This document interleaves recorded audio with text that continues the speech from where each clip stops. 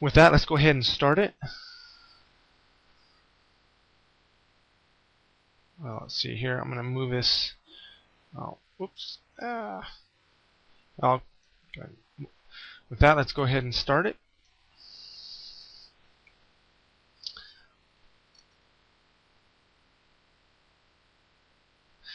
And again, it's a little bit slow because of the fact that I'm running a screen capture utility.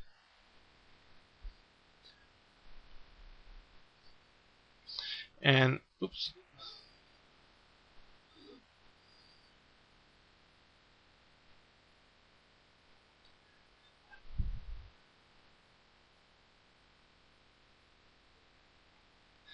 I'm going to go ahead and toggle the UI so it's smaller, and move it out of our way. And as you can see, we're jumping out to Craigslist. We're looking at the various ads, and this ad doesn't have a reply to address here, so it's searching, and it'll search it for 6 seconds, and it'll go to the next ad, and then you can see it found it, didn't find it here. For the ones that have it, it finds it awfully quick because it's the first place that the program looks. It's at that first tag position.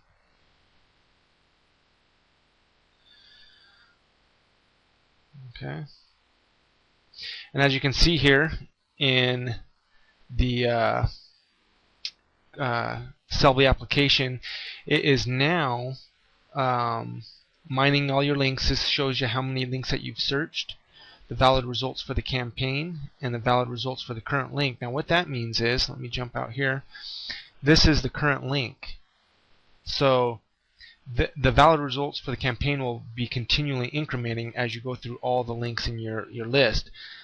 For this one, valid results for current link, that will go back to 0 once you advance to the next link in your campaign box. And then the rest of the information is I save for testing purposes or so forth. This is a lot of the stuff that's being logged to the log files in the application directory or in your campaign directory, wherever you've specified to save your campaign. It just kind of tells me the last ad that the last link that I've searched, the last ad that I found, what the ad title was, and so forth. So when a campaign stops, all this stuff is in. I can see the very last ad that was harvested, or for that matter, reply to, depending on what side of the campaign I'm on, the link side or the reply side, and I can usually figure out what the problem was or get it narrowed down. So now we're moving to the next link. And each time it goes to a link, it closes out the browser to dump all the page files. Okay. So that's how it works. It'll go through all that, and then it will reply to all of those. I'm going to go ahead and close this now because I wanted to save a little space on the CD here, make this video a little shorter, as well as I don't want these emails going out because I didn't click the test campaign checkbox. So with that, we'll go ahead and stop this video, and we will now move to how to harvest the results of your campaign. So I'm going to go ahead and exit out.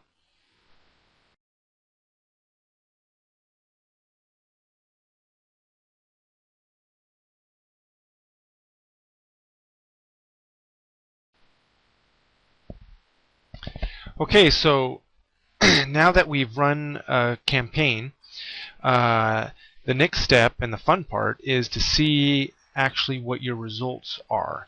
And what I mean by that is you've sent out X number of emails in reply to the various Craigslist ads which you've harvested in your campaign, and now you want to see how many of them have gotten back to you.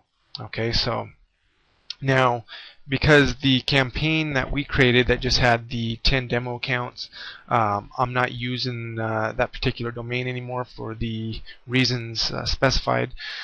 So we're actually gonna I'm gonna walk you through. I'm gonna harvest one of my own campaigns right now. So what you're looking at on the desktop right now is the CELB POP3 client. Now this client was developed because there was no other client that I could find out there, whether it was Zoho or Thunderbird or Outlook or anything like that, where I could have where I could download from multiple POP3 accounts. And I don't just mean 10. I mean 1,000 plus, 100 plus for that matter. I just could not find anything out there. So what I ended up having to do was I found an open source POP3 client that was just bare bones, and I modified the source code with C# to allow me to iterate through a file of email accounts, automatically log into each of those accounts in that file, and then download whatever email resided in those accounts, and then delete that information from the server, as I don't want those inboxes filling up and getting to their limit, as well as I don't I don't want to log into them at all to delete it, or to delete that information and so forth. So all you have to do in this CELB POP3 client is there's some information that's still here. I need to clean this application up a little bit, but the way that it works is you just go File, Log In, and this used to just be where you can only check one account, but after I modified it, there's just a browse button here, this POP3 accounts file browse button, and that allows you to browse to the file that you want to check the email accounts for. So this one right here, this particular file, CNA_cus_moneydoc, that's the first 3 letters of each one of each of the names of the 3 hosting accounts I have: CNA, Certi, Custama1, and MoneyDoc. And I have 5 domains on each of those servers, 100 email addresses for each of those domains, which equals 1,500. That's why I've named it like this, so I know which account or which file it is. So I'm going to select that one, say Open, left click OK, and now here what you're seeing is we can download the complete message and not delete it, or we can download the complete message and delete it. So if you're just checking something real quick but you didn't want to do an official download yet, you could just go complete message. This was important too as I was modifying the source code, because I didn't want it to be downloading results and then deleting them from the server as it downloads them, and then the application crashed because I had some coding problems. So for a while there, this is all I used until I knew I could get through, get through without any problems. Now, with that in mind, no matter what I do programmatically, it seems like there's sometimes accounts won't log in for whatever reason. There's just a problem with the transaction there, and a dialog box will pop up, and you'll have to click OK. So this is more or less turnkey. Sometimes it'll go through all of them, but the more email accounts you have in a list, the more likely it is that you might see an error or two. So I've specified the file. I've chosen to complete the message and delete it. And actually, you know what? I'm not going to do that because I've got this particular campaign running right now. So I'm just going to complete the message, and then I'm going to download it again later this evening. So I'll left click OK, and then you'll begin to see the application work. And so here it shows that I'm currently checking this particular account out of the total number of accounts I have available in that list. Alright, and up here will tell you how many responses you've gotten back so far. Move that out of the way a little bit. And then I've also made it so it always shows the latest responses in the viewable area of the application. This way I can spot any Meller-Damian notices. If you see any of those, usually it's because you've went over your limit with your HostMonster account.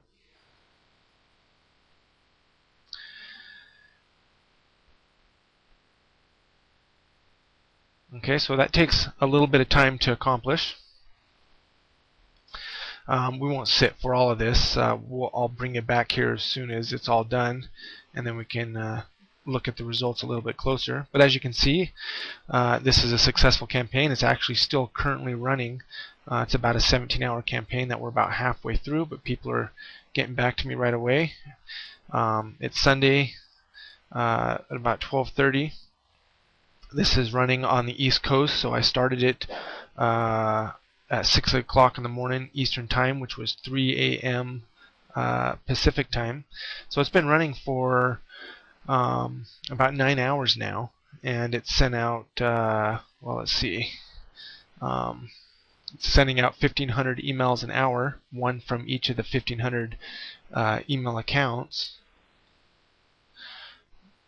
So we've sent out about 13,500 emails so far today, and it looks like, let's see, we've checked almost 100 accounts, and we've gotten, looks like we'll have close to 300 for every 100. So that's looking pretty good. We're averaging about 3 emails per account. So that's good. That's exciting. Typical average numbers. I was harvesting the first 2 pages of Craigslist, and I was getting between 19 and 23%.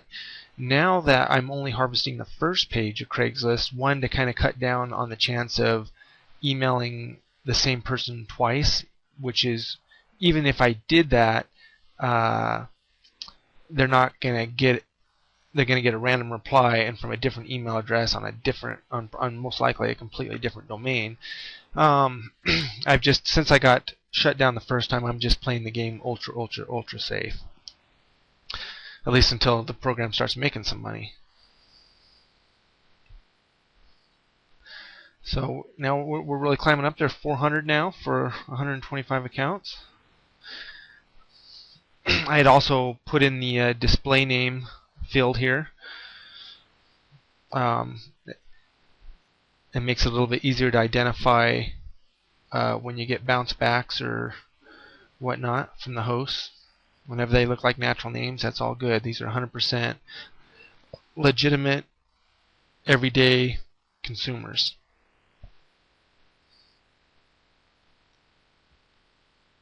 Okay, so while that's going on, let's go ahead and, well, we'll just wait for that to continue. So I'm going to go ahead and stop this, and then we'll come back as soon as that is done downloading.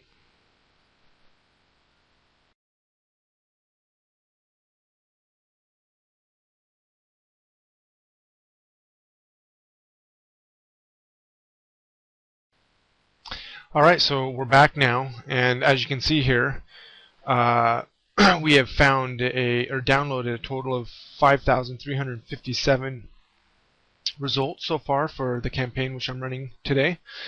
Went ahead and maximized the screen so you can see more of the information that's on here. Here again is this is regarding the reply that we sent them, and this is the Craigslist ad titles for the various people who have posted them. Then here is the email address and the display name for the people who actually posted those ads on Craigslist to begin with, and they're responding to our reply. So now, if you would have chose to download and delete the emails off the servers, all these would be red, and that's just to let you be aware, so you don't accidentally close out of the application thinking that you just chose to download the complete message versus download the complete message and delete it. So if you choose the radio button that is to download and delete, or complete message and delete, I think it is, then the screen's red, so that keeps you aware that you need to make sure to save this information to a file before closing out of the application. Let's just take a quick peek. You can kind of see what's going on here. I'm going to just take this result here, Haley Kilborn, and you double click on it. It lets you see the contents of that message. Here you can see down here the reply that we sent them. So we harvested the reply to address off their Craigslist ad, which they posted on Craigslist, and we replied to it putting the ad title in the subject line of the email and we grabbed a random reply out of the replies.txt file, and that reply was, "I am interested in taking a look. When would be a good time?" So she got that, and she responded with this: "Tomorrow afternoon would be good for me. I'm available after 2 p.m. Let me know what works for you, and I'll send you the address. Haley." So anyways, what that gives us is her display name and her email address. And then this is one of our fictitious, this is the address that they sent it to. So this is one of the fictitious addresses on one of the domains that I created on my hosts. Alright, so let's close out of there. Let's just jump out at a couple more and we'll take a peek. Again, here was our random reply. Hope you still have this for sale. If so, I would like to buy it. Tell me when and where we can meet, and I'll make it happen. Thanks. And they said, "Hello, I do still have it for sale. I'm working, but my son can take care of getting it to you. Please send me your cell number and your name, etc." Blah blah blah blah blah. So, anyways, it's quite it's quite amazing in the full scope of things to see all this information come in automated. It's obviously instilling some trust as far as that we're an actual person, that they're not catching on that this is an automated process, which is good. It's the only way it's going to be successful. As I said before earlier, the results I've been getting off the campaign, when I was harvesting the 2 pages on Craigslist for each city category, I was averaging between 19 and 23% return rate. When I'm harvesting the first page, I've usually been doing a lot better, like more like between 25 and 30%. So it seems to be better if I just harvest the first page of the results. Those are all the most active ads.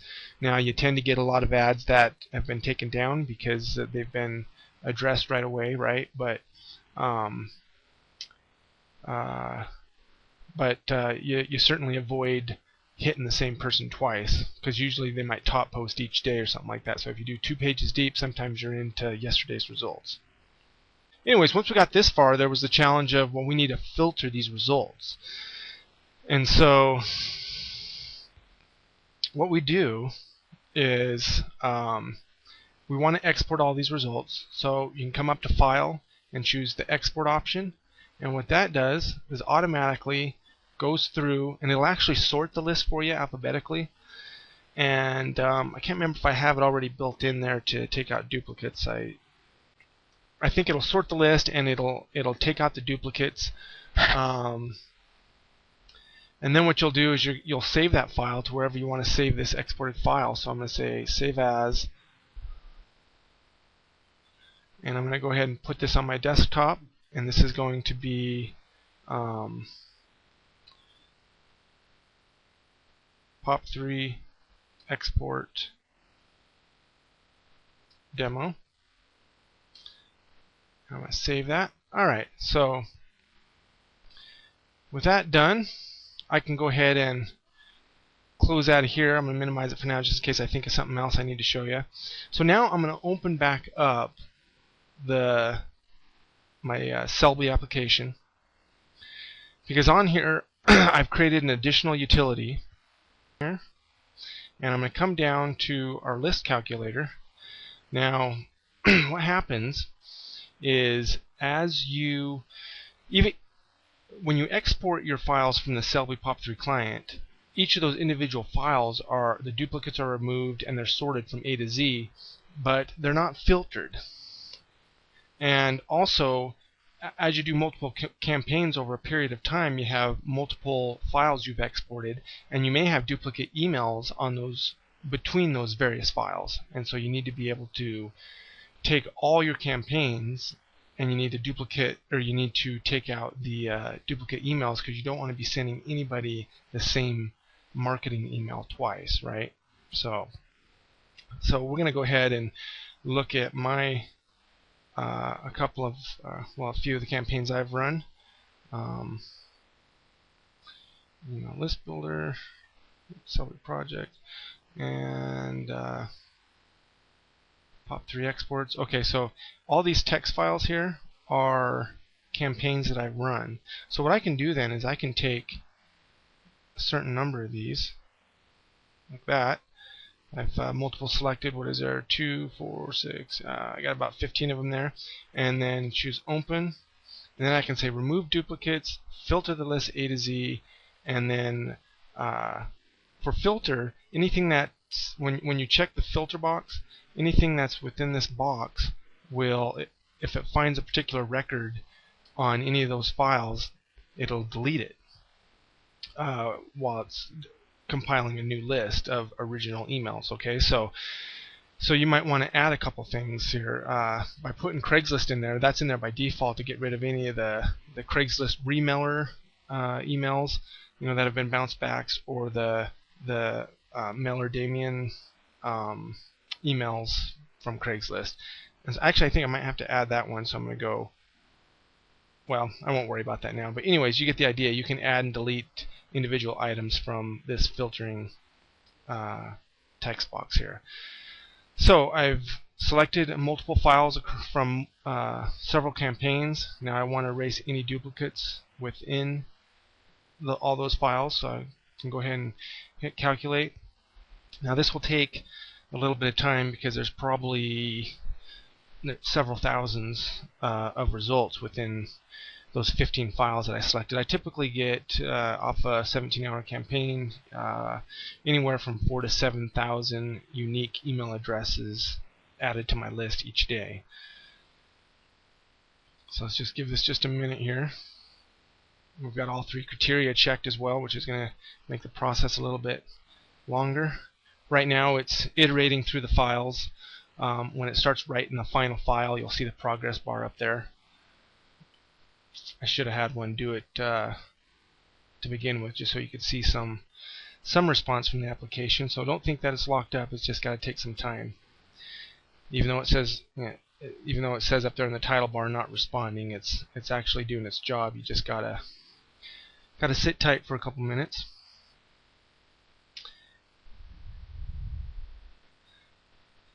And we should be just about there. Then again, I got the recorder running, so that's probably going to take a little extra time. So the way that I figure it, running a campaign that runs from 6 o'clock in the morning to, I think, 10 o'clock at night, you're going to send out between 22 and 25,000 emails in a given day with 3 hosting accounts, 15 domains, and 1,500 email addresses. And the download after the campaign's finished usually will yield between 4 and 7,000 results. I've had as much as 9,500, but between 4 and 7 is typically what you can expect from the campaign each day. Now, as far as the number of results you can expect to harvest a month, I haven't quite been in it a whole month, but I'm figuring it'll take about a month to harvest the country, and you can acquire about 250,000 email addresses within that month. So that's how quickly you can build an email list, is about 250,000 a month. So as you can see here, it finally finished, and it didn't show the progress bar, did it? Not sure why, but we won't worry about that right now. So there was a total of 50,911. It automatically ties the results in to the title of the actual text file that it posts all these results. And as you can see, if I scroll down here, there's quite a number of them. Now here, you'll notice you see the pipe symbol and then the email address. These are for the individuals who do not have a display name for their email. Okay, and these are sorted alphabetically, so it puts those all first at the beginning of the file. But if I scroll down here real quick, you'll see the display names pop up here. There we go. So now we have the display names separated by the pipe symbol and then that particular user's email address. So now as you go through, see there's a lot of Adams that we hit today. A lot of Adrians, Adriana, Ahmed, Amy, AJs. So, oh, actually, not today. I guess we had about we had about 15 files selected, so 15 days worth. But so as you can see here, there's about 50,000 50,000 emails here. Almost 51,000. Quite remarkable. All on autopilot.